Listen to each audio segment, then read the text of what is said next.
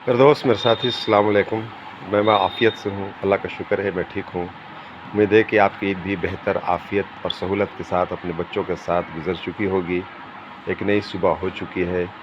जिस तरह से हमने ख़ुद को 1 महीने अल्लाह के सुपुर्द करके, अल्लाह के हुक्मों पर चल के, अल्लाह की फरमाबरदारी करके गुज़ारी। हम दुआ करें कि अल्लाह आइंदा 11 महीना भी आने वाले रमज़ान की तैयारी आज से अभी से शुरू कर दें। जिस तरह से अपने घर में हमने अमाल को ज़िंदा किया, जिस तरह से मस्जिदों में अमाल को ज़िंदा किया, वैसे ही करते रहें। ये दुआ है हमारी। ईद गुज़र गई, बहुत सारे घरों में बहुत सारी खुशियाँ आई। मैं आपको एक कारगुज़ारी सुनाती हूँ कि परसों के दिन यानी 28 तारीख की शब में एक औरत आती है और कहती है, भैया 1000 रुपये ट्रांसफ़र आप कर दीजिएगा, हम एक आपको आप हमको कैश दे दीजिए, हमको 1000 रुपये मंगवाना है। हम कहा ठीक है, मंगवा लो।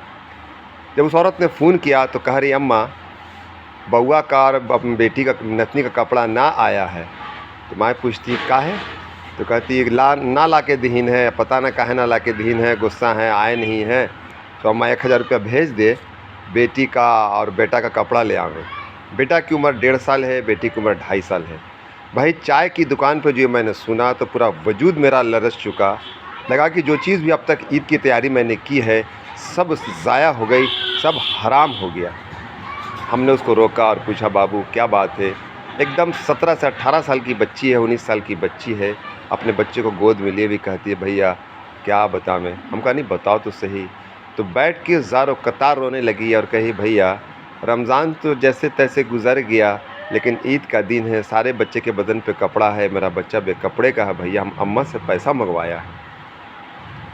तो अब मैं क्या बोलूँ मेरे दोस्त, मेरे साथी। खैर मैंने घर फ़ोन किया तो घर वाले ने कहा कि हाँ 500 रुपये बचा हुआ है उस पैसे में से, जिस पैसे को हम बांट रहे थे। हमने कहा उस पैसे को रोक लो, और कुछ पैसे दे के हमने उसको बाज़ार भेजा।